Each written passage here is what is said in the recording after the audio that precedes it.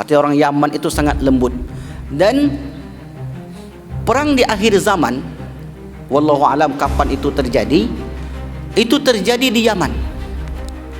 Di akhir zaman akan terjadi di Yaman.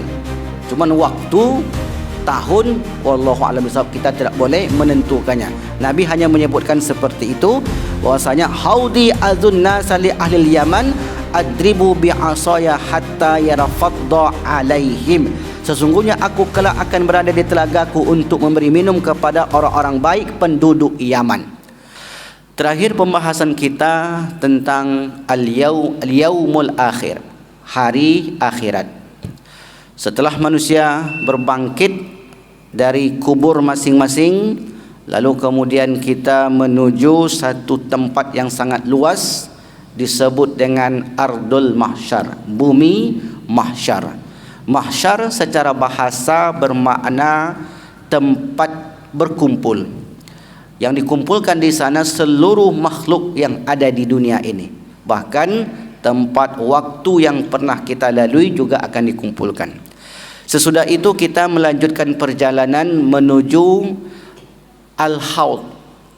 Apa itu Al-Haud? Telaga Rasulullah sallallahu alaihi wasallam, telaga Nabi. Ana faratukum alal haud, aku nanti umatku di telagaku. Faman syariba minhu syurbatan, siapa yang diberi minum seteguk minuman, lam yazma abada, tidak akan merasakan haus untuk selama-lamanya. Jadi singgah di telaga Nabi itu sesuatu yang sangat penting untuk mendapatkan nikmat dan mendapatkan syafaat serta menghilangkan rasa haus untuk selama-lamanya.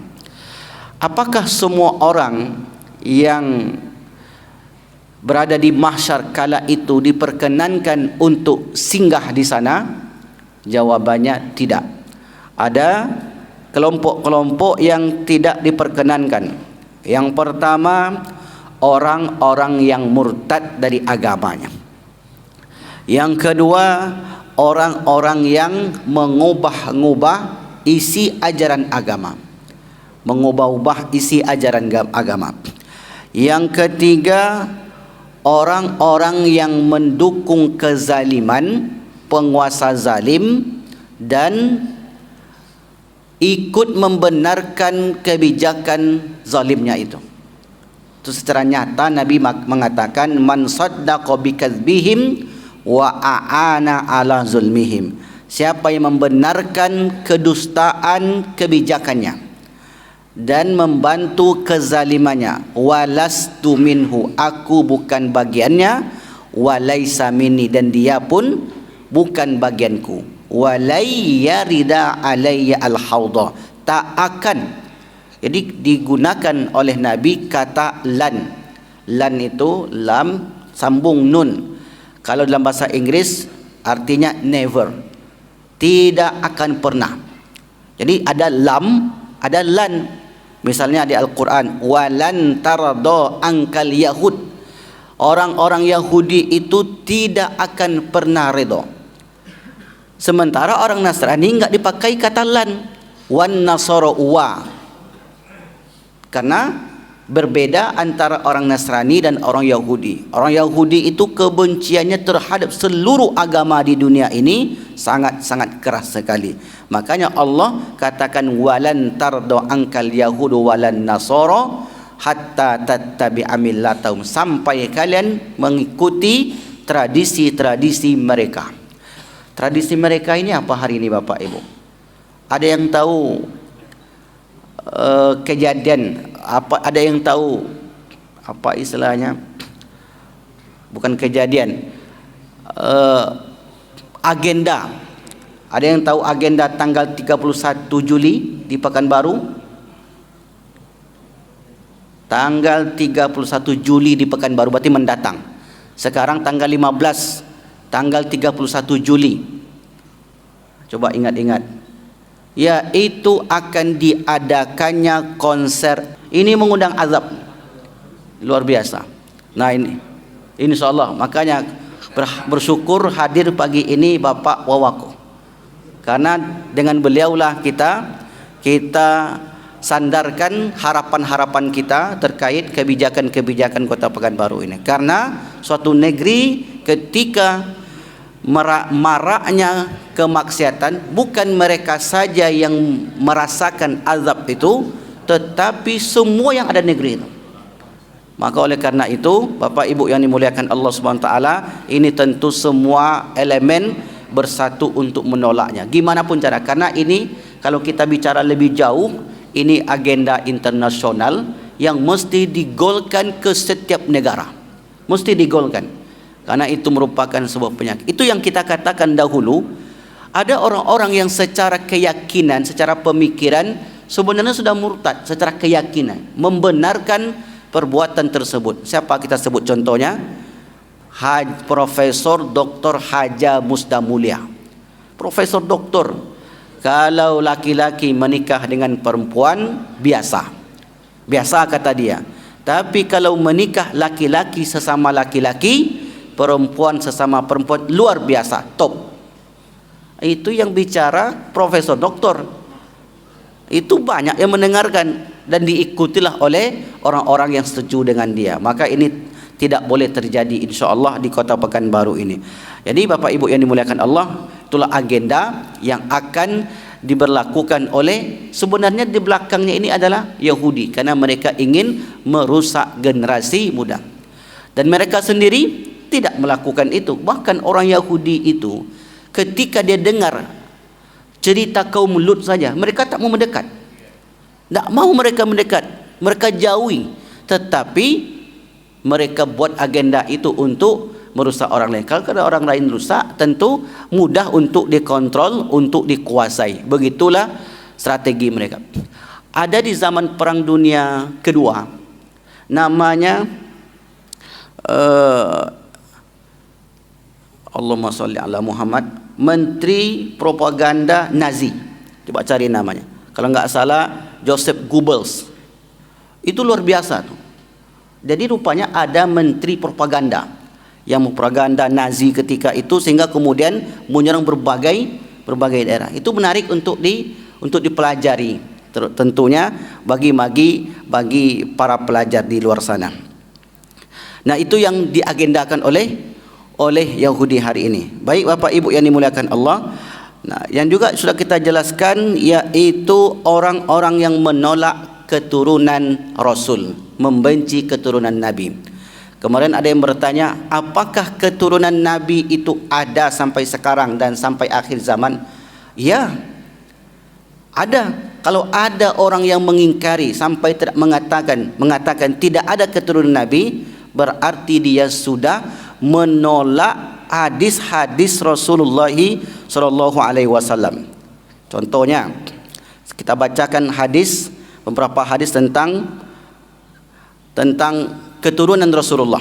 An Ummi Salamah, dari Ummi Salamah qalat, berkata, sami'tu, aku mendengar Rasulullah bersabda, al-mahdiyu min itsrati, Mahdi keturunanku, wa min waladi Fatimah, dari anak Fatimah. Meskipun suaminya Ali, tapi Nabi menyebutkan keturunanku, anak Fatimah. Fatimah anak daripada Rasulullah SAW. Ali ponakan sepupu Rasulullah SAW, anak daripada Abu Talib. Abu Talib adik-beradik dengan Abdullah. Itu satu hadis. Hadis yang lain Rasul katakan, an Ali qala Rasulullah, al-mahdiyu minna, Mahdi itu dari kami, ahlul baiti, ahlul bait. Dan namanya itu, kata Nabi, yuwati usmuhu ismi, namanya itu sama seperti namaku. Mahdi itu gelar, namanya Muhammad bin Abdullah. Jadi Nabi menyebutkan secara jelas, sharih dalam hadis-hadisnya, bahwasanya keturunan Nabi itu Imam Mahdi sampai di akhir zaman. Yang menjadi perbedaan di kalangan para ulama, apakah dari kalangan keturunan Hasan atau keturunan Husain. Itu jadi perdebatan karena ada riwayat Al-Mahdiyu min walidi Hasan. Mahdi itu dari keturunan Hasan. Beda dengan konsep Syiah. Ali, Hasan, Husain. Ini konsep Syiah. Imam Mahdi menurut Syiah. Karena Imam Mahdi itu konsepnya juga dimiliki oleh kelompok Syiah. Kata Syiah, Imam Mahdi kami itu imam yang ke-12. Ali, Hasan, Husain, Ali Zainal Abidin, Muhammad Al-Baqir, Ja'far Shadiq. Nah, ulama Ahlussunnah wal Jamaah mengakui yang 5 ini. Ja'far Shadiq itu keturunan Rasul. Tapi kalau sampai ke bawah tidak lagi karena Ja'far Shadiq punya anak Ismail dan Ismail meninggal di waktu kecil. Akhirnya kemudian orang Syiah membuat kelompok lagi namanya kelompok Syiah Ismailiyah. Siapa di sini yang menjelaskan tentang kelompok-kelompok? Nanti bisa ditanya detail. Kelompok Syiah Ismailiyah berkembang di Mesir. Kemudian terpecah pula Syiah Ismailiyah ini ada namanya Qaramito. Maka berkembang pesat pula di Mesir. Sehingga dahulunya Al-Azhar pertama-tama dikuasai oleh Syiah Ismailiyah Mesir. Kemudian naiklah Salahuddin Al-Ayyubi mengubah akidah umat Islam Mesir dari Syiah ke Ahlus Sunnah wal Jamaah sampai hari ini. Lalu kemudian Syiah tadi mengambil lagi Imam Ali, Hasan, Husain, Ali Zainal Abidin, Muhammad Al-Baqir, Ja'far Shadiq, Musa Al-Kazim, Ali Al-Hadi, Muhammad Al-Jawad, kemudian Ali Ar-Ridha, Hasan Al-Askari, yang terakhir Al-Mahdi Al-Muntazir, Imam Mahdi mereka. Sampai di situ terputus, enggak ada lagi kata Syiah. Dan Imam Mahdi mereka sudah lahir sejak abad ke-3 Hijriah. Dan mereka katakan Imam Mahdinya sedang bersembunyi di sebuah gua bernama Sirdab. Itulah buku-buku mereka. Menunggu sampai hari kiamat dan hidup sampai akhir kiamat. Ketika nanti dekat kiamat barulah Mahdi mereka keluar dari Sirdab tersebut. Jadi dalam konsep Syiah, Mahdi itu sudah lahir dan masih hidup, memiliki umur ribuan tahun. Ini secara akal tidak masuk. Secara akal mana ada orang yang sampai umurnya ribuan tahun. Nah, sementara Ahlussunnah wal Jamaah mengatakan keturunan Mahdi akan lahir di akhir zaman dari keturunan Rasulullah sallallahu alaihi wasallam, namanya Muhammad bin Abdullah. Jadi intinya Bapak Ibu, jika ada yang mengingkari atau menolak nasab dari keturunan Imam Mahdi, maka orang itu sesungguhnya telah menolak banyak hadis-hadis Rasulullah sallallahu alaihi wasallam. Dua kemungkinan. Menolaknya itu dua kemungkinan. Karena memang tak tahu hadis-hadis tentang Nabi, atau yang kedua membenci keturunan Nabi. Ada orang membenci keturunan Nabi? Ya ada. Tapi tentu ini mungkin tidak begitu banyak, tapi tetap ada orang-orang yang tidak suka dengan keturunan Rasulullah sallallahu alaihi wasallam. Itu yang keempat. Ini jawaban dari pertanyaan di pekan yang lalu. Ini untuk menambah kekuatan iman kita, pengetahuan kita bahwasanya ketika kita berbicara apalagi perkara agama mesti disandarkan kepada dalil. Mesti ada dalilnya. Kecuali kalau tidak ada dalil, maka kita tidak boleh mempercayainya. Yang berikutnya yang kelima, yaitu orang yang durhaka kepada kedua orang tua. Nah, selama ini yang kita pahami, durhaka kepada orang tua itu mendapatkan dosa. Sampai setakat itu saja yang kita ketahui, bahwasanya ridallah fi ridal walidain wa sukhtullah fi sukhtil walidain. Ridhonya Allah terletak pada ridho kedua orang tua, murkanya Allah terletak pada murkanya kedua orang tua. Ternyata tidak sampai di situ. Tidak sampai di situ. Rasulullah katakan, an Jabir, dari Jabir radhiyallahu anhu qala Rasulullah sallallahu alaihi wasallam, barru aba'akum tabarru abna'akum. Berbuat baiklah kalian kepada kedua orang tua kalian, niscaya anak-anak kalian akan berbuat baik kepada kalian. Ini kata para ulama, berbuat baiklah kepada orang tuamu, niscaya anakmu akan berbuat baik kepadamu. Mengapa begitu? Karena terjadinya timbal balik, terjadinya hukum ketika seorang berbuat baik kepada ayahnya, maka dilihat oleh anaknya. Ketika anak ini berbuat baik kepada ibunya, maka akan ditengok oleh anaknya. Apa kata anaknya? Dulu ayahku itu luar biasa membantu mak dan ayah saya. Terpatrilah pemandangan itu di benak anaknya. Kemudian ketika dia besar, maka kemudian dia akan melakukan seperti itu. Itu berangkai namanya. Jadi Bapak Ibu yang dimuliakan Allah, tanpa disadari ketika seorang suami berbuat baik kepada ibunya, seorang istri tentu ini tidak boleh melarang. Sebab ketika dia larang, kelak anaknya akan melarang istri atau suaminya berbuat baik kepada dia. Karena dia lihat, dulu makku melarang ayahku untuk berbuat baik kepada kedua orang tua.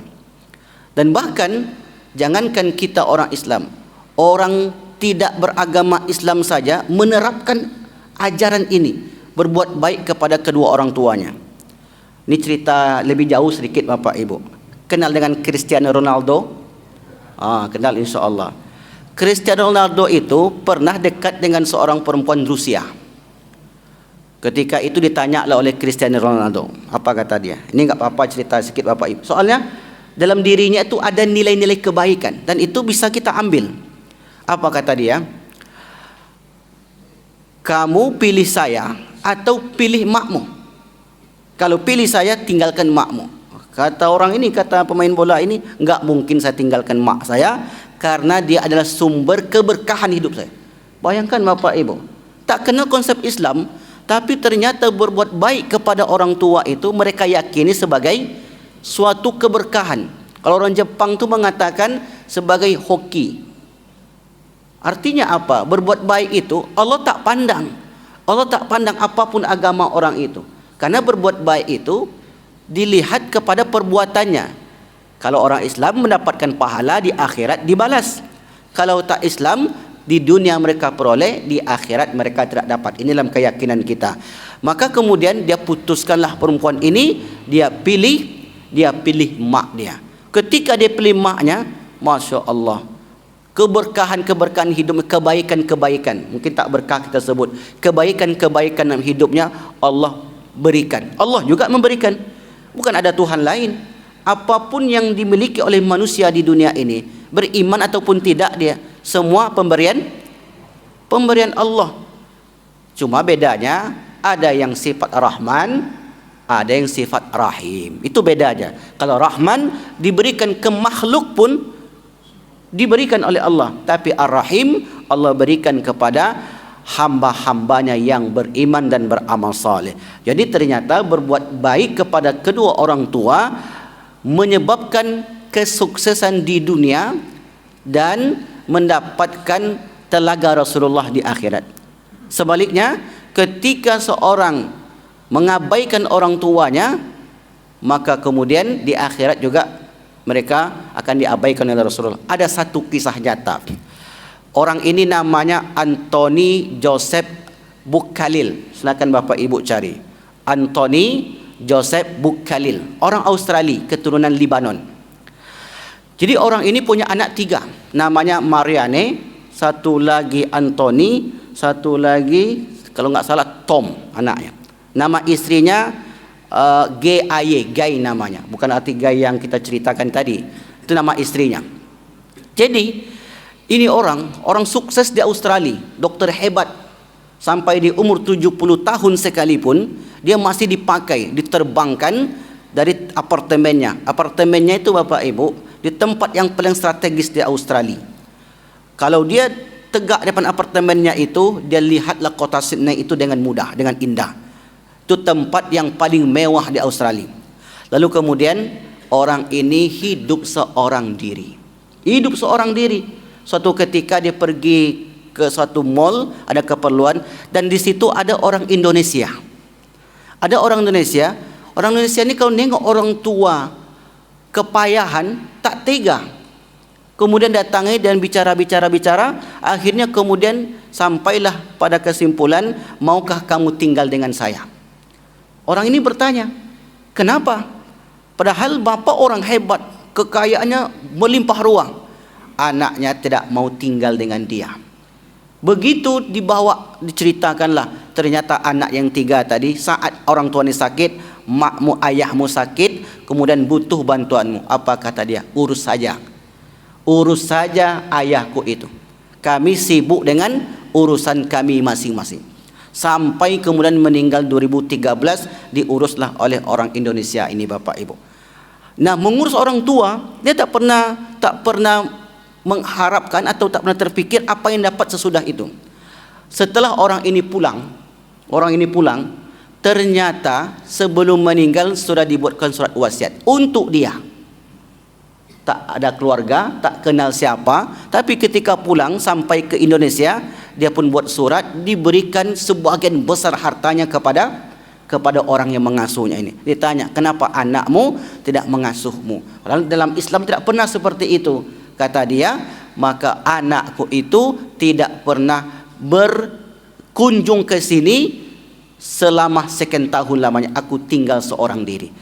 Dan ada satu keyakinan, Allahumma sholli ala Muhammad, satu keyakinan orang barat sana, ketika mereka sudah tua, mereka ingin menyendiri, kemudian mereka tidak mau keluar sampai nanti mereka mati di situ, dan dianggap itu sebuah kemuliaan. Jadi keyakinan orang barat itu, Bapak Ibu, ketika dia tidak bersama anaknya dan hidup seorang diri sampai sebulan 2 bulan baru ketahuan dia meninggal. Nah, sementara anak-anaknya tidak mau untuk berbuat baik kepada kedua orang tuanya. Nah, orang Indonesia tadi, apa yang dia lakukan itu ternyata dibalasi oleh Allah berupa balasan di dunia yang luar biasa. Tak tahu berapa banyak diberi harta warisannya itu, harta asetnya kepada orang Indonesia tadi. Itu berbuat baik kepada orang lain saja Allah muliakan, khususnya orang tua, apalagi kepada kedua orang tua. Saya tanya, saya langsung interview orang ini, bukan cerita saya baca di internet. Saya tanya, kenapa abang mau seperti itu, mau mengasuh orang tua? Kata dia, karena mengasuh orang tua itu hoki, kata dia. Mengasuh orang tua itu berkah. Tapi pun ayah abang, bukan mak abang. Meskipun siapapun, kalau ada orang tua mau saya asuh, saya mau, kata dia. Bapak Ibu yang dimuliakan Allah SWT, sebenarnya kalau kita bawakan ke dalam agama ini, itulah yang diajarkan oleh Islam bersama orang tua, apalagi orang tua sendiri, mendatangkan keberkahan yang luar biasa di dunia, dan kelak di akhirat orang itu akan ditunggu oleh baginda Rasulullah sallallahu alaihi wasallam. Apa kata Rasulullah? Barru abaakum, berbuat baiklah kalian kepada kedua orang tua kalian, tabarrakum abanaukum, maka anak-anak kalian akan berbuat baik kepada kedua orang tua kalian. Wa man tunussila ilain, dan siapa yang tidak melakukan itu, tidak mau berbuat baik, apalagi sampai membuatnya tersakiti, membuat orang tua itu makan hatilah, maka ini suatu dosa besar bagi seorang anak. Dan itu pernah terjadi di Mesir, Bapak Ibu. Pernah terjadi di Mesir. Jadi anak ini mengantarkan orang tuanya di tempat di sebuah taman di pinggir Sungai Nil. Kemudian di sana apartemen, ditengoklah oleh orang apartemen ini, salah satu pemilik apartemen di situ. Dia melihat ibu ini duduk dari jam 6 pagi, diantar oleh seorang anaknya. Pulang kerja jam 5 sore, dia lihat di situ masih ada ibu tadi. Kemudian dengan beranikan diri dia pun mendatangi ibu itu. Tanya, mau kemana Saidah? Saya menunggu anak saya, katanya kerja, nanti akan dijemput oleh seorang jam sekian. Kenapa belum sampai, belum pulang? Tak tahu, mungkin ada kesibukan, kata ibu ini. Kemudian, tapi saya dititipkan satu kertas kecil, kata sang ibu. Apa itu? Dia tengoklah. Rupanya isi kertas itu, bagi siapa yang menemukan orang tua ini, hantarkan dia ke panti asuhan. Begitu rupanya, Bapak Ibu.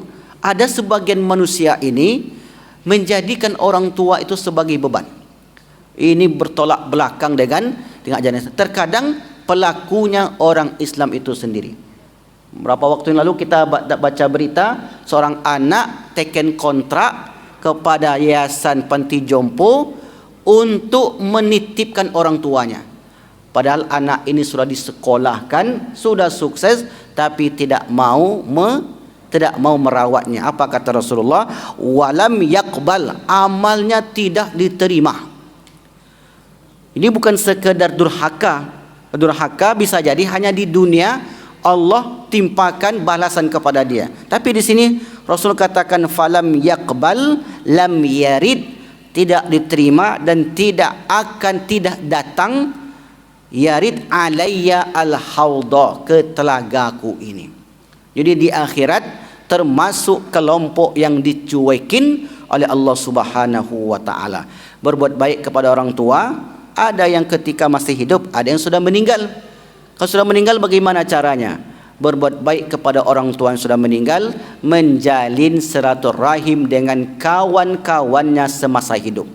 Jadi bapak ibu punya masih kenal dengan kawan ayah kita, dan ada kesempatan kita untuk datang ke sana. Ketika kita mendatangi teman ayah kita, sesungguhnya kita sedang berbuat baik kepada kedua orang tua kita. Dan itu dahulu dilakukan oleh Abdullah bin Umar bin Khattab. Ketika ayahnya sudah meninggal, lalu kemudian dia melihat seorang Arab Badui yang ingin berangkat ke Mekah, diberikanlah syalnya, selendangnya diberikan kepada Arab Badui ini, dan diberikan kunggangan keledainya. Ditanya oleh kawannya, mengapa engkau berikan ke orang Arab Badui itu ya wahai Abdullah? Karena dulu ayahku berteman akrab dengan si fulan, maka aku ingin berbuat baik kepada ayahku dengan cara berbuat baik kepada teman ayahku. Bapak ibu yang dimuliakan Allah, mungkin kita tidaklah sampai setakat itu, tetapi setidaknya ketika bertemu dengan teman ayah mak kita, kita bertegur sapa, bersilaturahim, itu termasuk salah satu berbuat baik kepada kedua orang tua yang sudah meninggal. Itu yang kelima. Yang terakhir, yang keenam, orang yang melakukan perbuatan bid'ah. Kalau sebelumnya mengubah ajaran, orang melakukan perbuatan bid'ah. Bid'ah ini apa? Bid'ah ini sesuatu yang sudah paten di agama kita diubah. Itu yang bid'ah. Bukan yang bersifat khilafiyah, yang sudah paten solat 5 kali sehari semalam. Itu sudah paten. Jangan diubah menjadi 3 waktu. Puasa di awal Ramadan ditentukan oleh hisab ataupun ru'yatul hilal. Mulailah puasa tanggal 6 Juli misalnya, atau tanggal 6 Juli raya Idul Adha atau Idul Fitri ditetapkanlah oleh pemerintah. Tidak boleh diubah-ubah. Itu sudah kepastiannya. Puasa 30 hari atau 1 bulan suntuk. Kemudian haji ke Mekah. Ada orang haji ke Jambi. Pernah dengar? Berkunjung ke kuburan Abdul Karim Jamak. Dulu sempat heboh di Pekanbaru sekitar tahun 2014-2015. Membuat aliran namanya Jamiatul Islamiyah, kelompok Islamiyah. Apakah sudah taubat mereka itu atau tidak? Ada juga ustadznya, Pak. Karena yang semacam ini ada saja peminatnya. Jadi kami sambil bergurau ketika itu, di Indonesia ini lucu dan sekaligus mencengangkan. Apapun yang aneh-aneh dibuat pasti ada pengikutnya. Mana tahu nanti Pak Khalifah pengen ada pengikutnya, bisa dipanjangkan lagi pecinya ke atas, ditebas sorbannya, maka pasti ada banyak pengikutnya. Betul nggak, Pak? InsyaAllah. InsyaAllah. Jadi di Indonesia ini Bapak Ibu buat yang aneh-aneh saja ada. Nah ini yang disebut merubah. Tapi kalau memperingati tahun baru, itu dalam hukum termasuk perkara mubah, boleh dilakukan, boleh tidak dilakukan. Jadi ini itu intinya. Jadi perkara bid'ah itu sesuatu yang bersifat paten dari Al-Quran dan hadis Nabi yang tidak boleh diubah-ubah, seperti yang dilakukan oleh orang-orang Yahudi dahulu. Nah inilah 6 perkara yang menyebabkan seseorang tertolak saat bertemu dengan Rasulullah sallallahu alaihi wasallam di bumi mahsyar. Baik, kita masuk kepada bahagian kedua. Orang-orang yang diperkenankan singgah. Yang pertama, orang-orang miskin dari kalangan muhajirin. Ini kita tentu tidak termasuk ke dalamnya. Orang-orang miskin dari kalangan muhajirin. Muhajirin artinya orang yang hijrah dari kota Mekah ke Madinah Al-Munawwarah, meninggalkan semua harta benda mereka. Mereka disebut al-muhajirin dari kata hajaro, yuhajiru, muhajir, orang yang hijrah. Lalu kemudian yang kedua, kaum Ansor, orang yang menolong kaum muhajirin tadi. Ini juga masih termasuk mereka sahabat-sahabat dahulu, tidak termasuk yang kita. Tapi enggak apa-apa Bapak Ibu tulis sebagai wawasan pengetahuan. Muhajirin. Nah, itu sebabnya Nabi melarang orang yang mencaci maki sahabat muhajirin. La tasubbu ashabi, jangan sekali-kali kalian mencaci maki sahabat. Kalaulah ditimbang amalnya Abu Bakar dengan amal kalian, iman kalian, maka tidak akan selevel. Tapi ada saja di kalangan manusia yang mencaci maki sahabat Nabi, yaitu dari kelompok Syiah tadi. Muhajirin Ansar. Yang ketiga, di sini sebutkan agak unik Bapak Ibu. Penduduk Yaman. Penduduk Yaman yang beriman kepada Allah Subhanahu wa taala. Kenapa disebut penduduk Yaman? Karena ternyata orang-orang Yaman itu hatinya sangat lembut. Hati orang Yaman itu sangat lembut. Dan perang di akhir zaman, wallahu alam kapan itu terjadi? Itu terjadi di Yaman. Di akhir zaman akan terjadi di Yaman. Cuman waktu, tahun, wallahu a'lam bishawab, kita tidak boleh menentukannya. Nabi hanya menyebutkan seperti itu, bahwasanya haudi azun nasa li ahli Yaman adribu bi'asaya hatta yarafadda alaihim. Sesungguhnya aku kelak akan berada di telagaku untuk memberi minum kepada orang-orang baik penduduk Yaman. Yang ketiga, yang keempat. Nah, yang keempat ini bisa kita usahakan, yaitu orang-orang yang ziarah ke Raudhah. Raudhah di Madinah Al-Munawwarah. Jadi kalau sempat kita berangkat umroh atau haji, jangan tinggalkan Raudhah ini. Raudhah itu antara mimbar dan rumahku, kata Nabi. Ini rumah Nabi, ini mimbar Nabi, di situ ada Raudhah. Tapi di Raudhah itu benar-benar beribadah, bukan untuk selfie. Hari ini orang yang umroh itu tercoreng niatnya Bapak Ibu. Ketika tawaf, bukan labbaik Allahumma labbaik, bukan doa-doa yang dibaca, bahkan sempat live. Tujuannya apa sebenarnya live itu? Untuk memberitahu kepada orang lain, saya sedang di Mekah. Sebenarnya tidak ada urgensinya, tak ada penting sama sekali, dan itu tidak harus dilakukan. Bisa nanti setelah keluar dari Mekah dan lain sebagainya. Maka ketika di Raudhah, kata Nabi, an Abi Hurairah radhiyallahu anhu anan Nabi sallallahu alaihi wasallam, ma baina baiti wa mimbari raudhatun min riyadil jannah. Antara rumahku dan mimbarku ada taman-taman surga. Orang yang berdoa di taman surga mustajabah, doanya mustajab. Wa minbari ala haudi, mimbarku itu di atas telagaku. Kata para ulama, kelak di akhirat Rasulullah memanggil umatnya melalui mimbarnya tadi. Maka di situ digambarkanlah Rasul tegak di atas mimbarnya, kemudian memanggil orang-orang yang datang ke Raudhah tersebut. Maka mudah-mudahan setiap kita yang sampai di sana, Allah terima amal kita. Amin ya rabbal alamin. Kemudian yang kelima, orang-orang yang sabar. Sabar dengan kehidupan. Ini jelas kalau sabar itu insyaallah kita sudah paham semuanya. Nah, sabar dan kehidupan. Apa kata Rasulullah? Terkhusus orang yang sabar hidup di akhir zaman. Kerana hidup di akhir zaman jauh lebih berat dibanding hidup di awal zaman ataupun di pertengahan zaman. Sebab banyaknya fitnah yang tersebar ketika itu.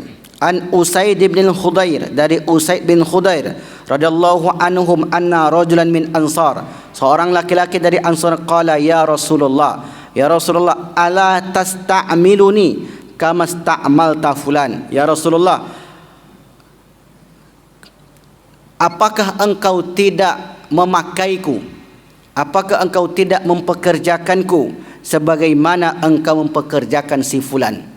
Apakah engkau tidak menggunakan jasaku sebagaimana engkau memakai jasa si fulan? Qala satalqauna ba'di usratan fasbiru hatta talqauni alal haud. Engkau tidak sanggup untuk mengemban amanah ini. Sesungguhnya engkau akan menemui sesudahku kesulitan-kesulitan yang kalian mesti bersabar atasnya. Maka oleh kerana itu hendaklah kalian bersabar sampai kalian berjumpa denganku di telagaku. Kesabaran tentu di dalam kebaikan. Sabar di situ maknanya ketika Allah uji, ketika kita sabar. Ketika Allah panggil minta anak kita lebih dahulu datang kepadanya, kita sabar. Bukan berarti sabar itu tidak menangis.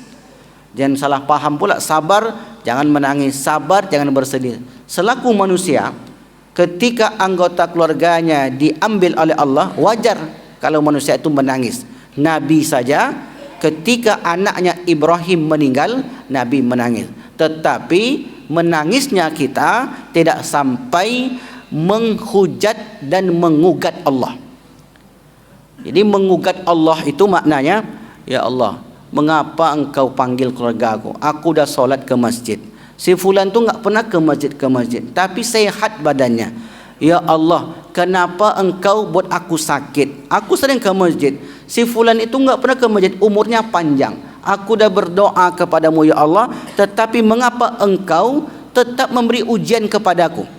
Sementara si fulan tak pernah nampak di masjid, tak pernah bersama kita, tak pernah berbuat baik, hidupnya senang. Maka ini jangan sampai keluar dari mulut seorang muslim. Sebab ketika Allah Subhanahu Wa Taala memberikan ujian kepada seorang hamba, tujuannya adalah untuk meningkatkan derajatnya. Yang terakhir yang keenam, yaitu orang yang hidup zuhud di dunia ini. Qala Sayyidu Anas, ini perkataan daripada Anas, bukan hadis Nabi. Ini hadis, bukan hadis marfu, tapi hadis mauquf.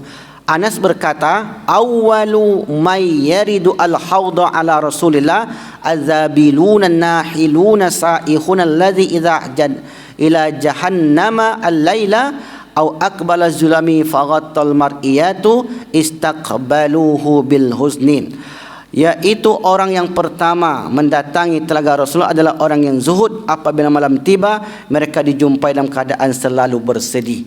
Maksudnya orang yang ketika sampai di waktu malam bersedih kurangnya amal ibadah yang mereka lakukan selama di siang harinya. Inilah 6 kelompok orang yang diperkenankan untuk menyinggahi telaga Rasulullah sallallahu alaihi wasallam.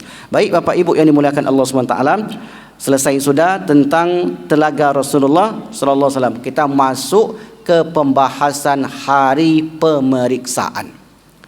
Jadi selesai dibangkit, kemudian dikumpulkan di mahsyar, karena perjalanan yang begitu panjang, melelahkan, panas, maka Nabi tunggu kita di Al-Haud. Setelah selesai kita minum di telaga Al-Haud itu, kita menuju Yaumul Hisab, hari pemeriksaan.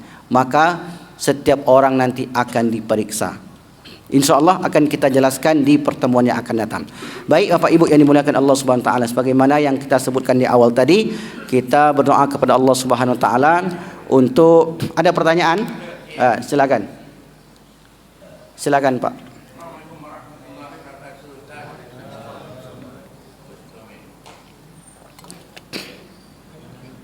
Ya, silakan.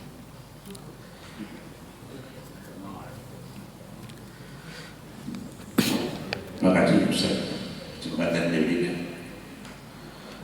Di antara 7 yang Ustaz jelaskan tadi, saya minta penjelasan sedikit Ustaz. Untuk mencapai kesabaran ini, kira-kira langkah-langkah amalan apa yang akan kita lakukan? Hingga sabar itu adalah puncak dari segala fokus sabirin, kabar gembira bagi orang yang sabar. Bila itu bidaya, assalamualaikum warahmatullahi wabarakatuh. Iya. Cara yang termudah untuk mencapai kesabaran, ini cara yang mudah, yaitu memahami hakikat yang Allah berikan kepada kita. Misalnya ujian yang Allah berikan kepada seorang hamba, kita pahami hakikatnya. Apakah ujian itu untuk menghinakan atau untuk memuliakan? Ketika seorang ditimpa musibah, suaminya jatuh di atas perahu, kemudian kepala terbentur, sarafnya kena, bawa ke rumah sakit Arifin Ahmad Pekanbaru. Sejak saat itu sampai hari ini sudah 2 tahun lebih, tak pernah sehat lagi. Datang orang berkunjung ke rumahnya, sabar ya bu, sabar ya kak, sabar ya dek, katanya. Dia ucapan sabar saja. Apakah orang bisa sabar dengan ucapan seperti itu? Belum orang bisa menerima dengan ucapan sabar seperti itu. Jadi ketika kita ucapkan sabar, kita beri penjelasan. Itulah hakikat daripada suatu musibah yang diterima. Sabar ya bu. Habib itu pernah mengatakan begini, setiap muslim yusibul adha, ditimpa penyakit apapun sakitnya, tujuannya adalah hatta anhu sayyi'atuhu, menggugurkan dosa-dosanya. Hakikat ujian menggugurkan dosa. Ketika orang itu dengar ucapan kita tadi, barulah dia bisa bersabar. Jangan sebaliknya, aiku dosa apa patangku, makanya jangan jahit. Ketika itu diucapkan, bukan orang ini semakin tenang, semakin gelisah nih. Untung-untung tak balas cakap, kau juga berdosa kemarin, kata dia. Kenapa kau enggak dapat? Nah, jadi kita jelaskan hakikat daripada sesuatu yang kita lalui, insya Allah kita pun bisa mencapai kesabaran. Dan kesabaran itu Bapak Ibu berbanding lurus dengan keimanan, dengan pengetahuan. Orang yang tak memiliki pengetahuan yang dalam, keimanan yang kuat, akan sulit untuk bersabar. Jadi untuk menanamkan kesabaran butuh pengetahuan yang dalam. Bagaimana cara untuk mendapatkan pengetahuan yang dalam? Menuntut ilmu. Bagaimana caranya? Datanglah setiap Selasa subuh ke Masjid Nurul Huda. Jelas Pak? Belum lagi. Nantilah kita jelaskan. Bukan hakikat yang saya tanya. Lalu Ustaz menceritakan tentang hakikat, syariat, tarikat hakikat itu. Saya bukan amalan apa kira-kira untuk kita bisa meleburkan hati kita. Baik. Kita suatu kesabaran, bukan menanyakan hakikat. Baik. Pada orang yang belum itu masuk itu. Itu baik. Itu amalan. Maaf tadi. Baik. Ya, amalan untuk sabar. Ada seorang sahabiat, dan salam riwayat itu namanya Ummu Salamah. Lupa saya namanya. Jadi orang ini menangis di kuburan suaminya. Menangis di kuburan suaminya. Datang Nabi. Nabi mengatakan sabar. Sabar itu adalah ujian daripada Allah. Kata orang ini, dia enggak melihat Nabi yang memberitahu, kamu tak tahu apa yang kurasakan, tak usah ikut campur, kata sahabat ini. Kemudian Nabi pun pergi. Setelah Nabi pergi, orang yang samping perempuan yang menangis tadi, dia katakan, yang ngomong tadi itu Nabi. Muncullah penyesalan yang dalam. Kemudian setelah itu dia menemui Rasulullah. Ya Rasulullah, maafkan saya tak tahu engkau yang datang kepadaku. Maka kata Rasulullah, as-sabru inda sidmatil ula. Sabar itu ketika berada di hantaman yang pertama. Nah, bagaimana caranya? Kalau amalan yang kita minta, yang kita ingin lakukan, ya bisa dengan beristighfar. Tapi juga tidak akan efek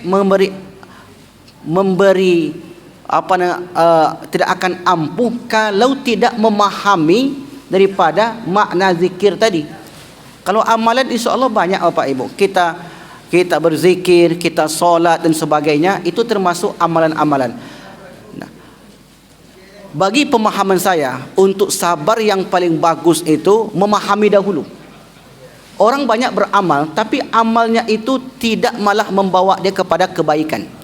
Maka paham dengan amalan itulah yang terpenting. Ya, bisa dengan zikir, bisa dengan istighfar dan lain sebagainya. Wallahu a'lam bishawab. Baik Bapak Ibu yang dimuliakan Allah, ya silakan bagikan kita berdoa kepada Allah untuk keselamatan daripada kampus Abdurrab, kampus kedokteran, dan juga kepada kita semua, dan juga kepada pemimpin negeri ini, kepada wali kota dan wakil wali kota, kepada pengurus masjid dan semua kita yang hadir di sini. Mudah-mudahan kita diberkahi oleh Allah Subhanahu wa taala. Amin ya rabbal alamin.